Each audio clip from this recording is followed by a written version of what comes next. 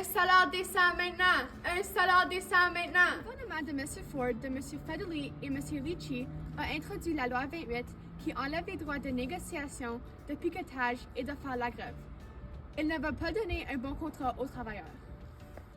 On compte 74 élus qui ont voté en faveur du projet de loi et 34 qui sont opposés. Si la grève a lieu vendredi, elle sera illégale, a prévenu le ministre de l'Éducation Stephen Ricci. Le gouvernement utilisera tous les outils à sa disposition afin de mettre fin à la grève. Stephen Ricci répète que la dernière chose qu'il souhaite voir est la fermeture des écoles et des élèves qui ne sont pas en classe. Le ministre de l'Éducation a déposé un projet de loi qui indique que le gouvernement aura recours à la clause dérogatoire qui empêchera les travailleurs de l'éducation de faire la grève. Le gouvernement voulait accélérer le projet de loi car les employés menaçaient de débroyer. La loi ne va pas empêcher les travailleurs de faire la grève.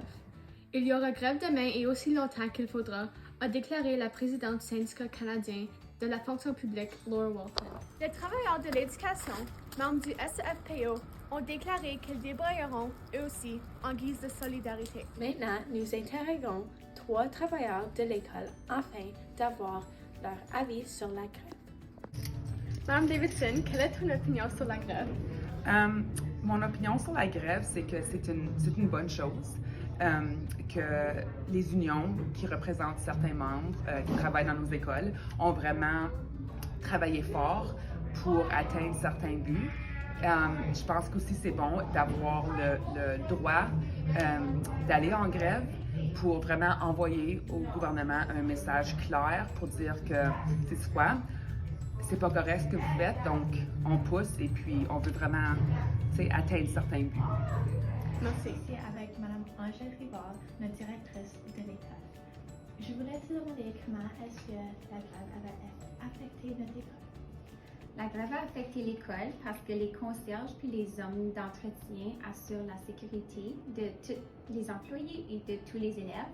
Donc là, c'était d'autres gens qui avaient à pratiquer ces tâches-là, mais il y a beaucoup de tâches qui n'ont pas été faites pendant la grève parce qu'on n'a pas l'expertise qu'ils ont pour compléter ces tâches. Donc, c'est vraiment des personnes qui sont essentielles au déroulement et au fonctionnement de notre école à tous les jours. Merci. Selon Denis, un des concierges de l'école secondaire catholique Thériault, il pense que c'était une expérience différente pour tout le monde et que cela n'a pas arrivé dans le passé. Le premier ministre du Canada, Justin Trudeau, a passé un coup de fil à Doug Ford et il considère le recours à la clause dérogatoire comme inapproprié.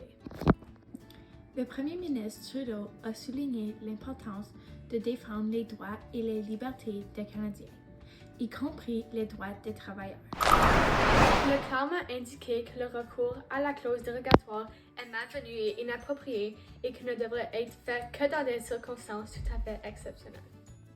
Le Conseil des syndicats des conseils scolaires de l'Ontario, affilié au syndicat canadien de la fonction publique, met fin à la grève des travailleurs du milieu scolaire après que le gouvernement Ford ait promis l'abolition de la clause non obstant visant à rendre illégal ce moyen de pression.